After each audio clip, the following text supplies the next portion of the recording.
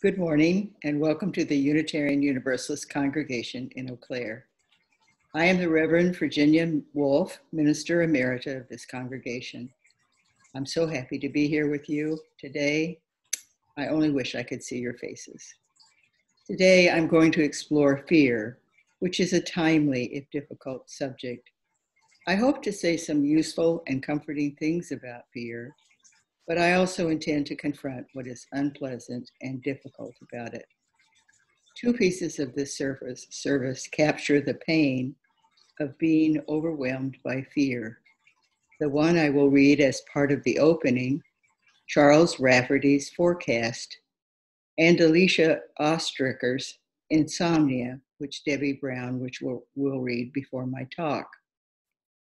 I decided to include them because they so truthfully capture the human experience of fear as solitary, disturbing, and heightened by the imagination. Also, they are written by authors who both honor the experience of their frightened speakers and yet smile in sympathy at how easily overwhelmed we humans can be by this emotion. Let us begin with Charles Rafferty's Forecast. Famous people have been dying all week, and the Christmas tree just stopped drinking. Talk about omens. It's impossible to get the Venetian blinds to stay level anymore. Everywhere I look, people are running the errands they won't remember by this time tomorrow. I remember how years ago I had to cut the fishing line caught in the high branches beside the Bullica River, sacrificing the lure that put a kink in my neck as I hunched over my lap to tie it. I fear my wife will decide to spend my last decade on earth with a better man. I fear I'll be a footnote to somebody else's grandeur. I fear I'll die as painfully as I deserve. One by one, the bulbs of the chandelier go dead above our dining room table. I wish I could say the coming of the dark was taking me by surprise. Come, let us explore both the burden and the gift of fear, with emphasis on the latter. Come, let us worship.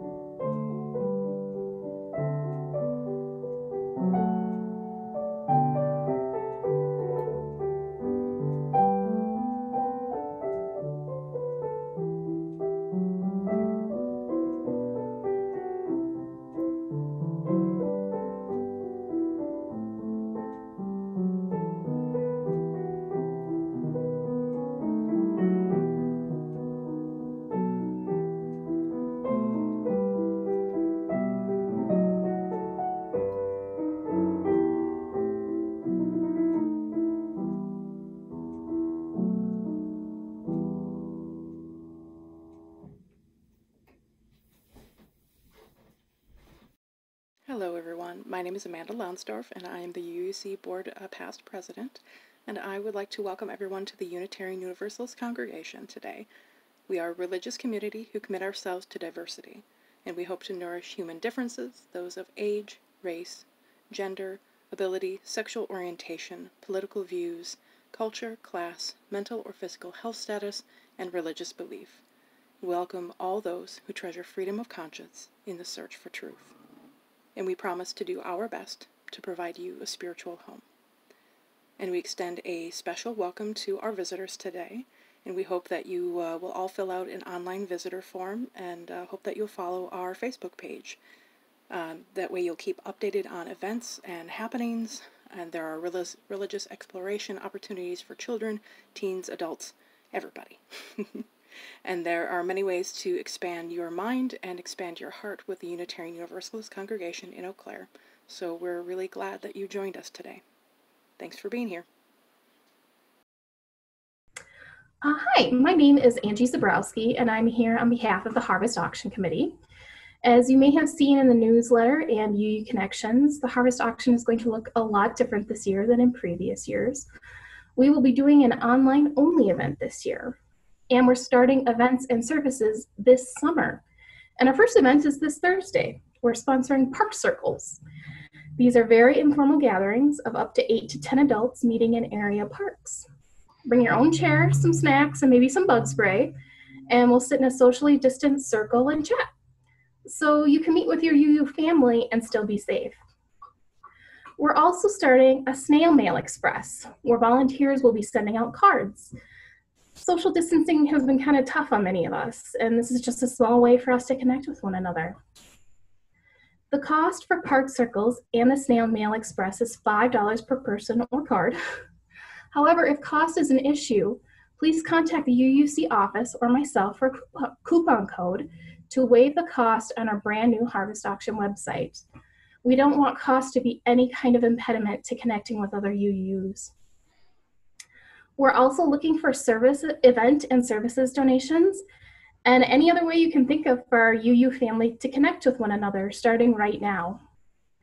Everything must either be online or safely socially distanced. Maybe you can do a craft over Zoom or show off your musical talent in your backyard while the audience listens sitting at least 6 feet apart from one another. Donation forms are on our brand new Harvest Auction website. Check out UU Connections or the current newsletter for the link to our amazing new website. Thank you.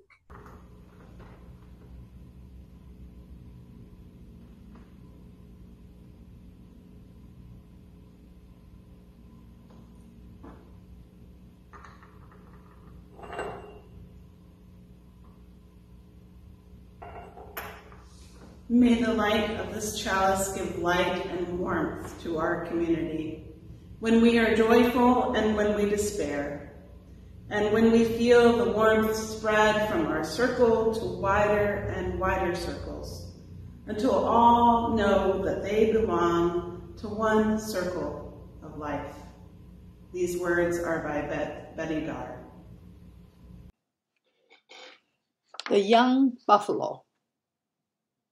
One day on the plains of Africa, a young buffalo named Walter approached his dad and asked him if there was anything that he should be afraid of. "Only lions, my son," his dad responded. "Oh yes, I've heard about lions. If I ever see one, I'll turn and run as fast as I can," said Walter. "No, that's the worst thing you can do," said the large male. "Why? They are scary and they'll try to kill me." The dad smiled and explained, "Walter, if you run away, the lions will chase you and catch you, and when they do, they will jump on your unprotected back and bring you down." "So what should I do?" asked Walter. "If you ever see a lion, stand your ground and show him you're not afraid.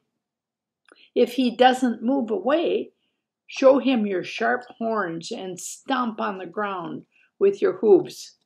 And if that doesn't work, move slowly toward him. If that doesn't work, Charge him and hit him with everything you've got." "That's crazy. I'd be too scared to do that." "What if he attacks me back?" said the startled young buffalo. "Look around, Walter. What do you see?" Walter looked around at the rest of his herd. There were about 200 massive beasts, all armed with sharp horns and huge shoulders. "If you're ever afraid, know that we are here. If you panic and run from your fears, we can't save you. But if you charge toward them, we'll be right behind you."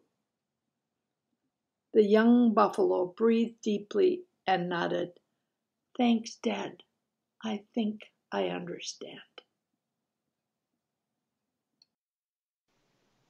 Hi everybody, it's Brianna from the Chippewa Valley LGBTQ+ Community Center.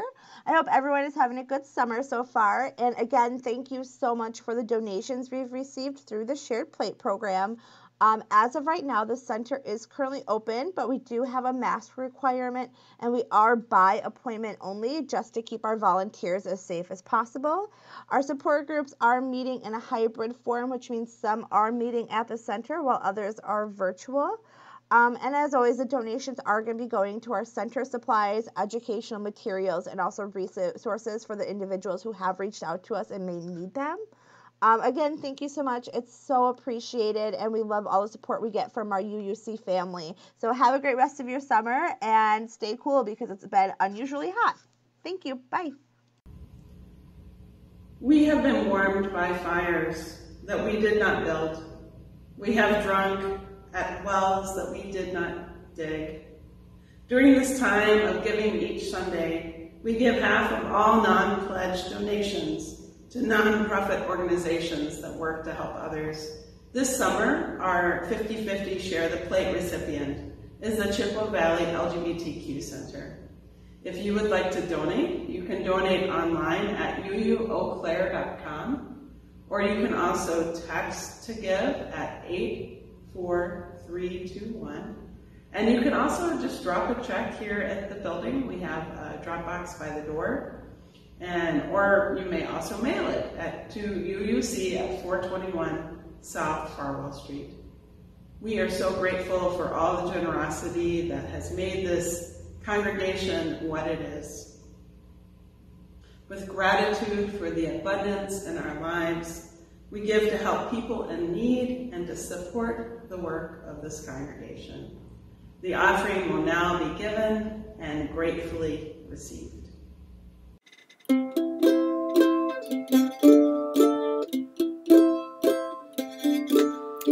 When I am frightened, will you reassure me? When I'm uncertain, will you hold my hand?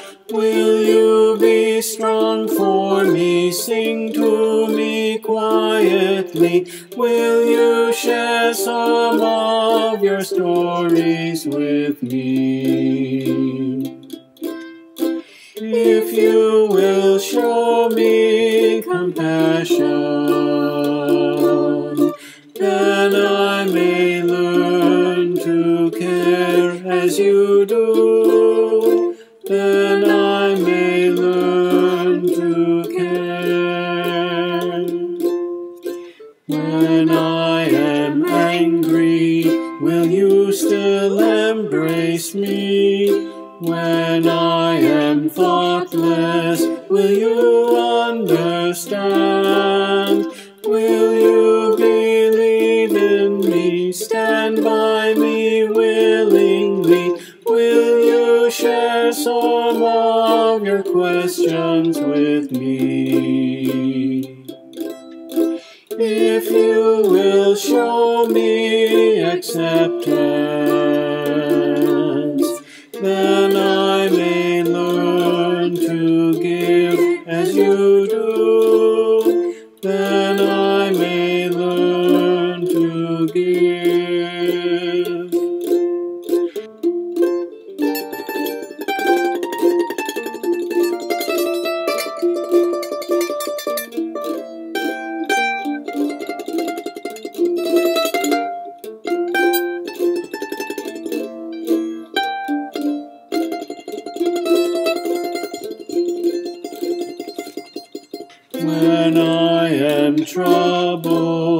will you listen to me? When I am lonely, will you be my friend? Will you be there for me? Comfort me tenderly. Will you share some of your feelings with me? If you will show me commitment, then I may learn to love as you do. Then I may learn to love.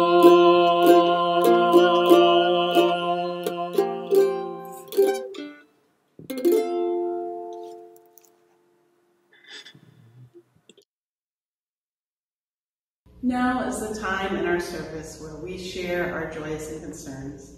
If you have a deep joy or concern that you would like to share in this sacred space, please post it to the chat and you can share it now. If you would rather share it in person with someone, you can receive a phone call from myself or one of the lay ministers. And we also have support in an online transitions group on Facebook.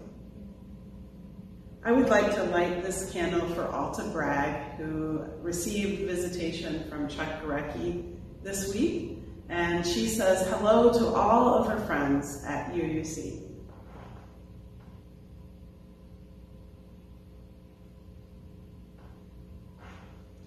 I would also like to light a candle for those who are in Portland trying to exercise their rights to freedom of speech and assembly. And we hope that there will be more peace and more safety as people try and exercise those rights.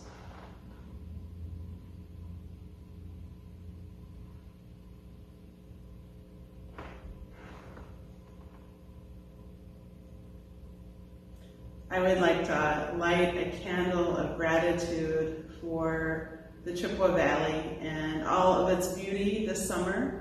I know it has been a joy in this time of COVID to be able to see the rivers and to garden and to see all the things that happen despite our separation in body. And to see people who have gathered for Black Lives Matter rallies, to see the farmers market as I drove here this morning. What a wonderful place that we live in, and I give thanks for that.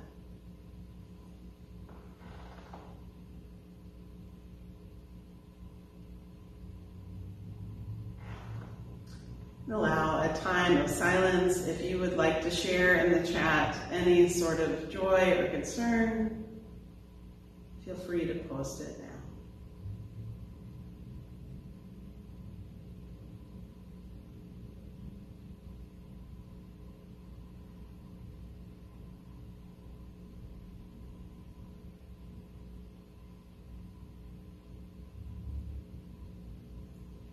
Here in this beloved community, I will light this final candle for all the joys and concerns too tender to escape the folds of our hearts.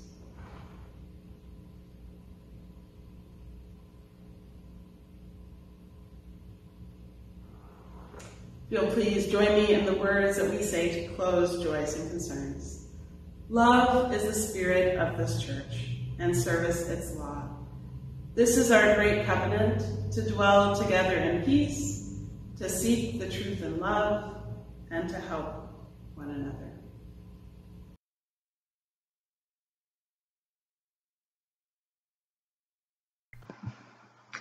Insomnia by Alicia Ostreicher. But it's really fear you want to talk about but cannot find the words, so you jeer at yourself. You call yourself a coward. You wake at 2 a.m. thinking, failure, fool, unable to sleep, buzzing away on your mattress with 2 pillows and a quilt. They call them comforters, which implies that comfort can be bought and paid for to help. with the fear, the failure. Your two chests of drawers snicker. The bookshelves mourn, the art on the wall pities you. The man himself beside you asleep, smelling like mushrooms and moss, is a comfort. But never enough. Never. The ceiling fixture, lightless velvet drapes hiding the window, traffic noise like a vicious animal on the loose somewhere out there. You brag to friends, you won't mind death, only dying.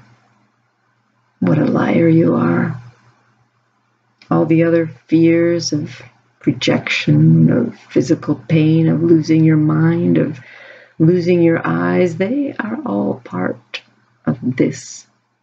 Paw prints of this. Hair snarls in your comb.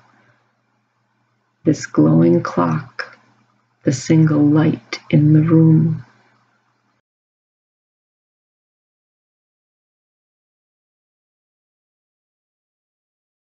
I am anxious.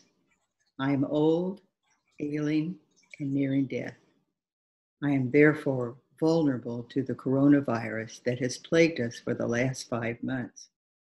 My children both struggle with the effects of needing to shelter in place.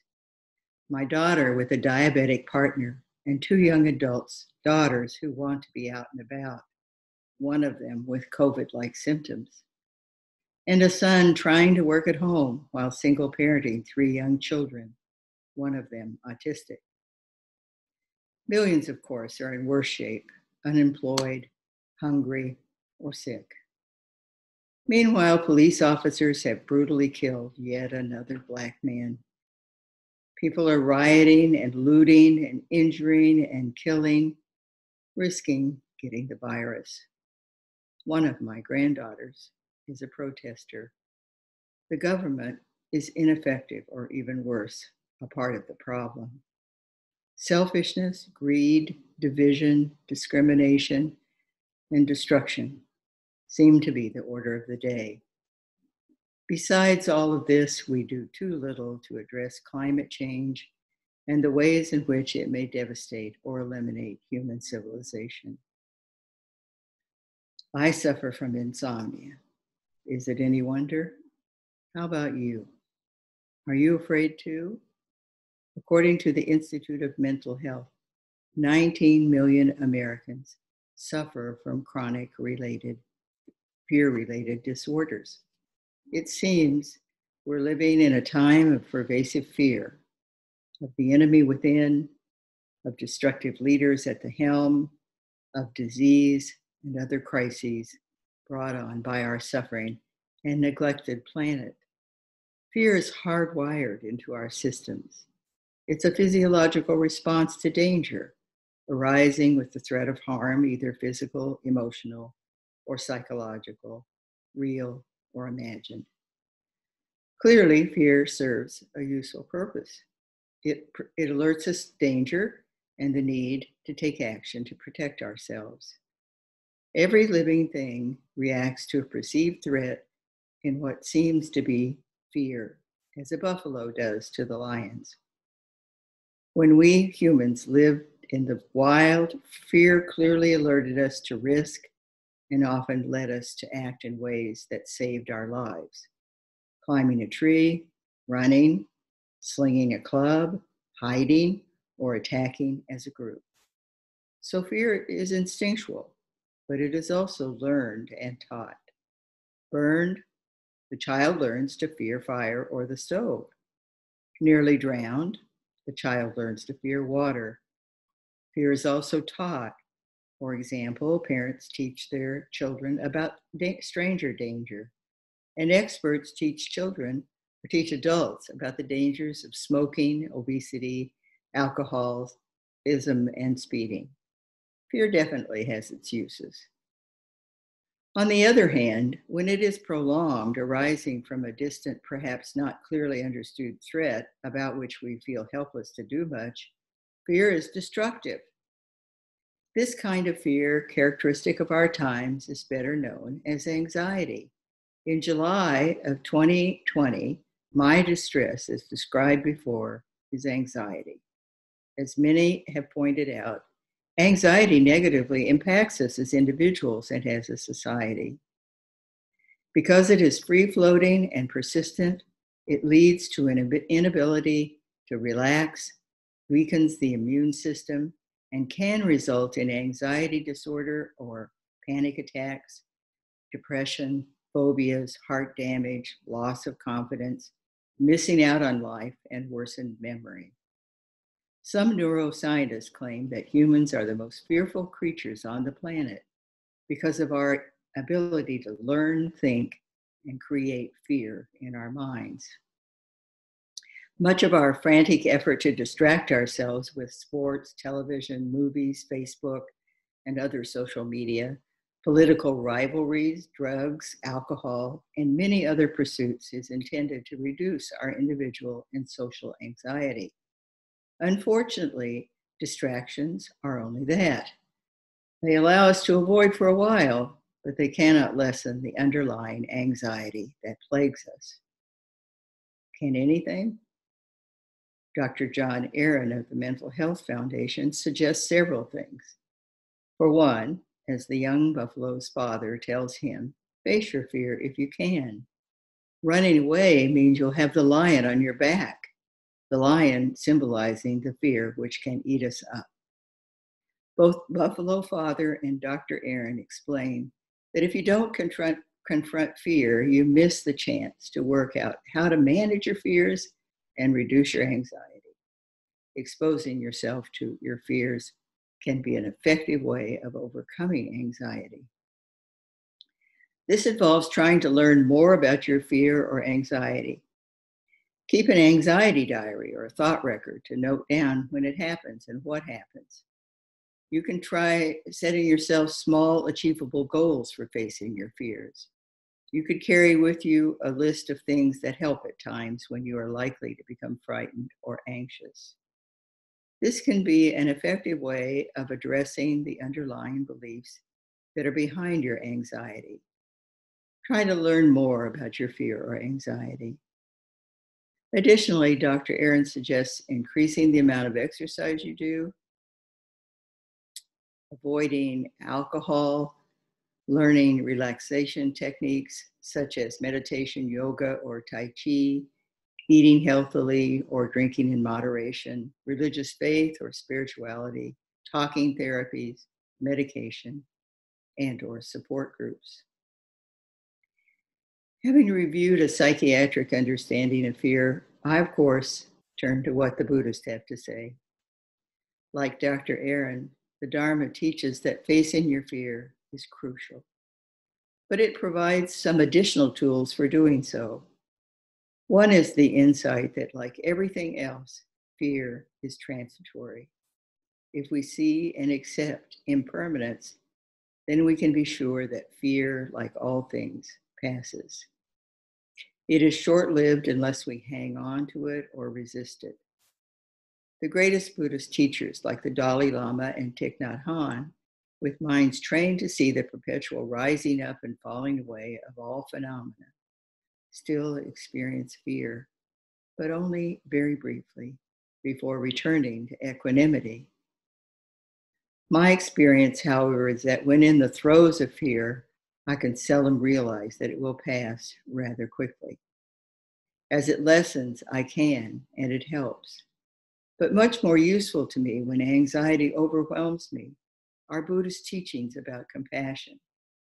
Rather than heroically challenge the lion like a hero vanquishing an enemy, I have found that accepting my fear as simply a human response and being kind to myself while I'm experiencing it work better for me.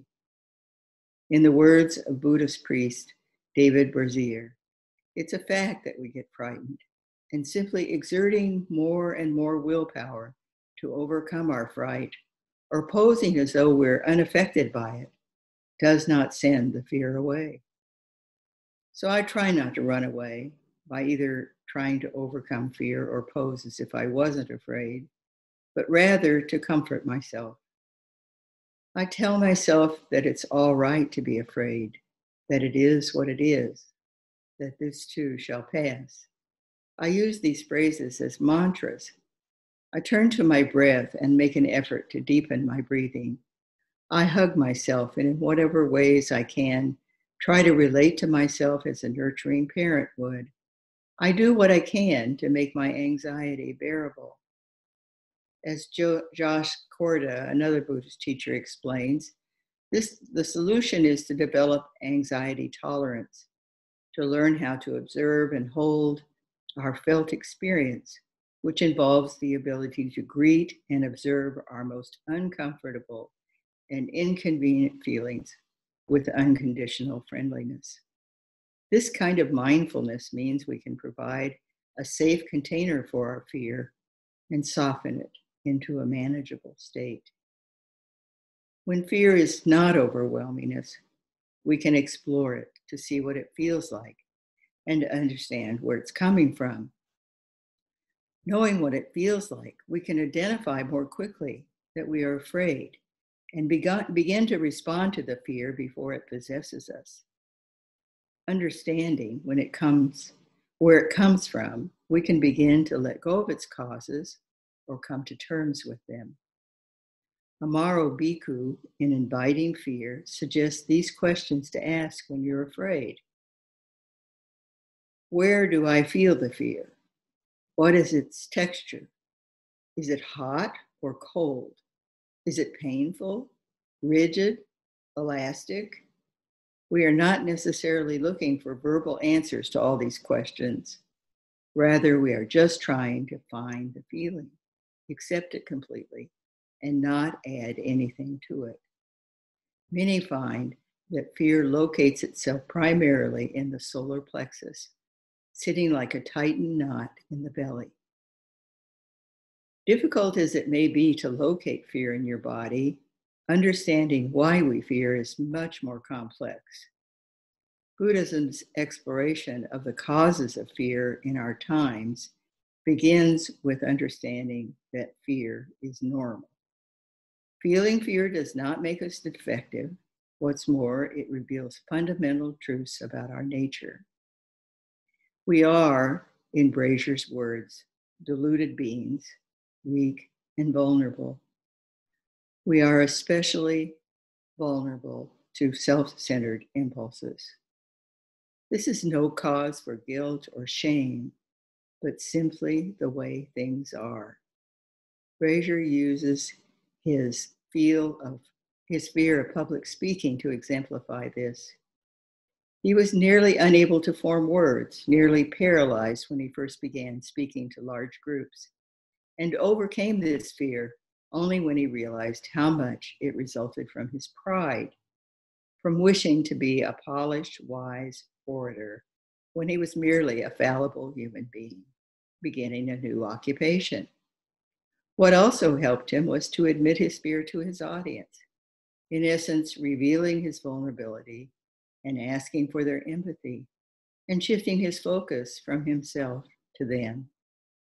We must accept and share rather than resist our fear as simply a part of our imperfect, vulnerable, weak human nature. Or to put it in Brazier's words, realizing that we are hopeless cases is, in a sense, essential. We're not going to eradicate fears of our basic nature, and real spiritual awakening has to do with facing this honestly. According to Ezra Beda, another Buddhist teacher, there are three basic fears: the fear of losing safety and control, the fear of aloneness and disconnection, and the fear of unworthiness. Because safety is fundamental to our survival, the fear of losing it will instinctively be triggered at the first sign of danger or insecurity. This particular fear will also be triggered when we experience pain or discomfort. But in most cases, there's no real danger to us. In fact, our fears are largely imaginary: that the plane will crash, that we will be criticized, that we're doing it wrong. Insecurity can also manifest as the fear of helplessness.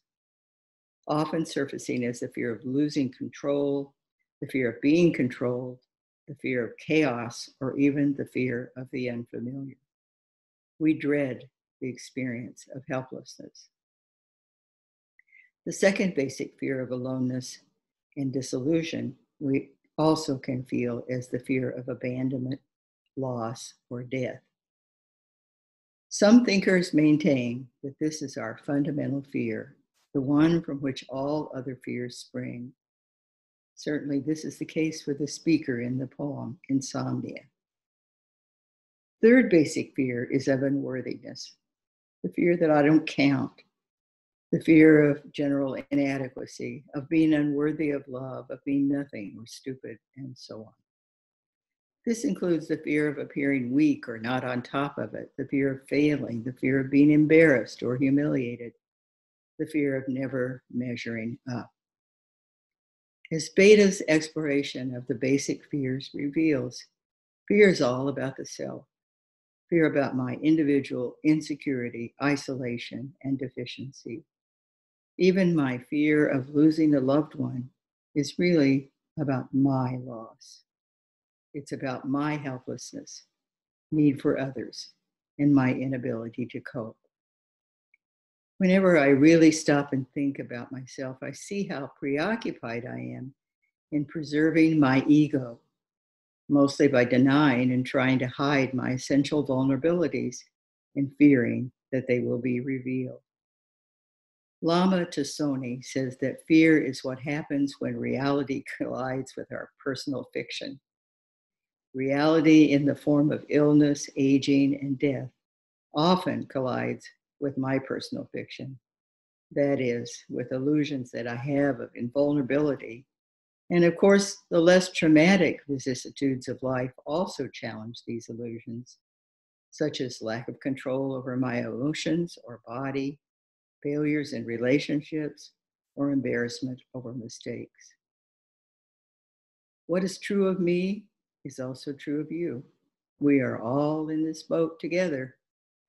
This is the realization that moves us toward understanding what an enormous gift fear is, even if it is very unpleasant to experience. To be alive is to be afraid. Deeply experiencing the universal nature of fear for all living beings is to forget about ourselves and to develop empathy and compassion for all who feel fear, including ourselves. As David Loy says, forgetting ourselves is how we lose our sense of separation and realize that we are not other than the world. This deep realization of our oneness is indeed a precious gift. Another gift is the loss of blindness. Denying and resisting fear, we are blind to the very real threats, such as COVID-19, climate change, and white privilege. If we face and understand our fear, we can comfort one another when we are frightened, and we can act together, like the buffalo herd, to reduce, prevent, or eliminate threats. We Buddhists know that we need more than clear seeing to manage our fear and to take action against the threats that spark our fear. We all take refuge in the Triple Gem, the Buddha, the Dharma, and the Sangha. The Buddha is not just the founding teacher of a certain philosophy, but the capacity in each of us to see, wake up, and know. The Dharma is not just Buddha's teachings, but the truth of the way things are. And the Sangha is the community of potential Buddhas supporting one another in the search for truth, justice, and peace, a community like our own UU congregation. In these uncertain, anxious times, may we see like a Buddha the way fear is, and join with one another compassionately to save the world. May we utilize the gift of fear.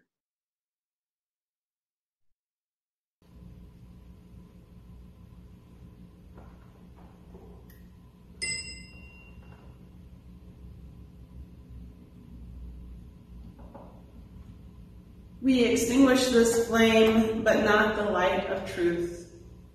the warmth of community, or the fire of commitment. These we keep in our hearts until we are together again.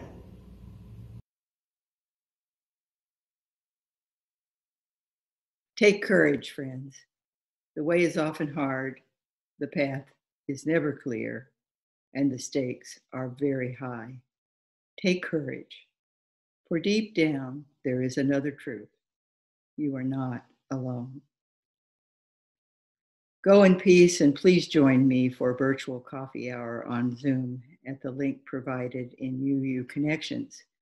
We can talk further there, and you can raise any questions you may have about the topic or make any comments to enrich our time together. Thank you.